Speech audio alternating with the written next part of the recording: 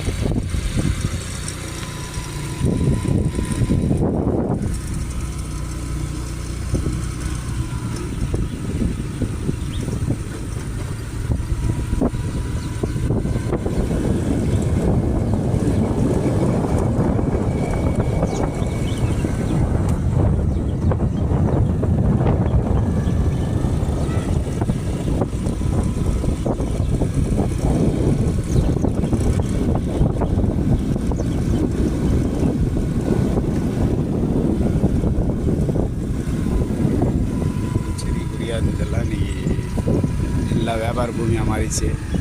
விவசாய பூமியாக இருந்தது எல்லாமே இன்றைக்கி வியாபார பூமியாக மாறி எல்லாம் பாருங்கள் கன்ஸ்ட்ரக்ஷன் வர பாருங்கள்.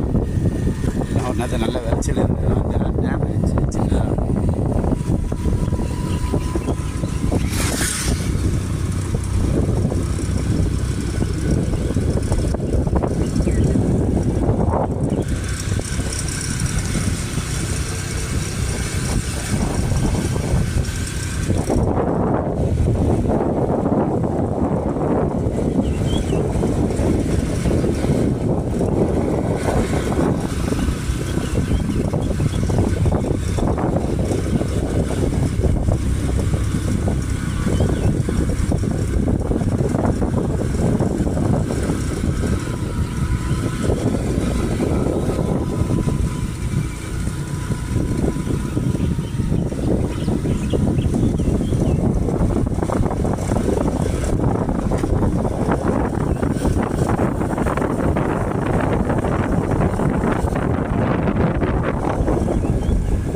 இயற்கையான காட்சிகள் எத்தனை வருஷத்துக்கு இது நீடிக்கும் தெரியல.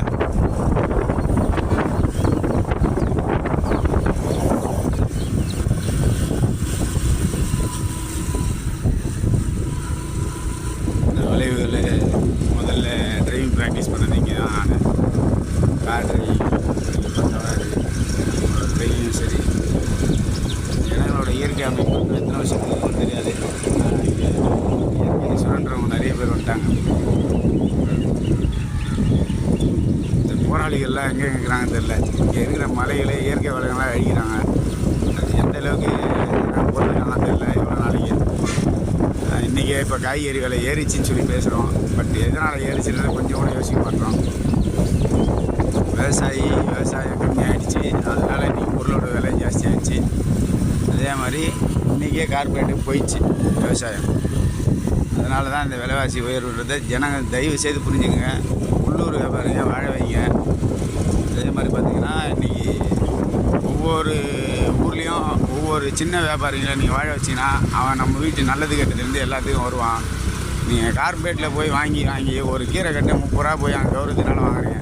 அதே கீரை கட்டு நம்மளால் 5 ரூபா இந்த வீட்டில் கொடுத்தான். அன்றைக்கி நம்ம யாரும் மதிக்கல. அவனை கேட்டால் அவன் ஏதோ அழுக்கு துணி போட்டுன்னு வரான், அழுக்காக இருக்கான் அப்படின்னு சொன்னோம்.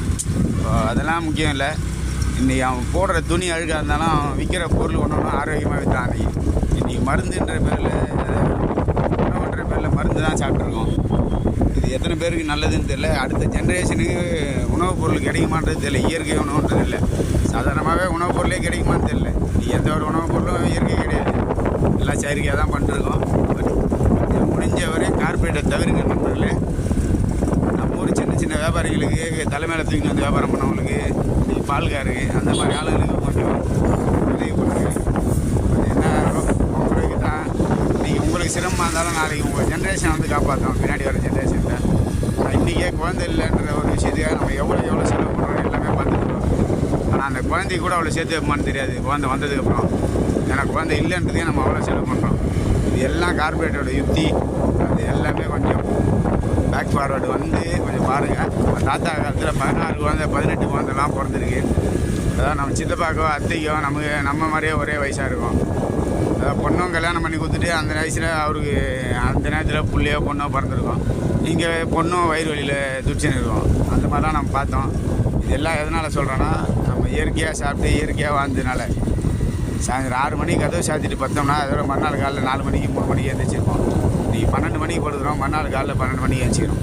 இது உடல் ஆரோக்கியமாக இல்லையான்றது நீங்கள் முடிவு பண்ணிங்க. இன்றைக்கி கார்பரேட் என்ன பண்ணுறாங்கிறத 15-20 வருஷம் முன்னாடி அவன் டேட்டா பேஸ் எடுத்துருக்கான். நீ எதெல்லாம் நீ இயற்கையாக பயன்படுத்தினா நல்லதாக பயன்படுத்தினோ அதெல்லாம் இன்றைக்கி உனக்கு வேணான்ற அளவுக்கு நீயே வேணான்ற அளவுக்கு பண்ணியிருக்கான். அது என்னவோ பார்த்து முடிவு பண்ணுங்கள். கார்பரேட்டை முடிஞ்ச வரை தவிர்க்கவும். இதுதான் என்னோடய தாழ்மையான வேண்டுகோள்.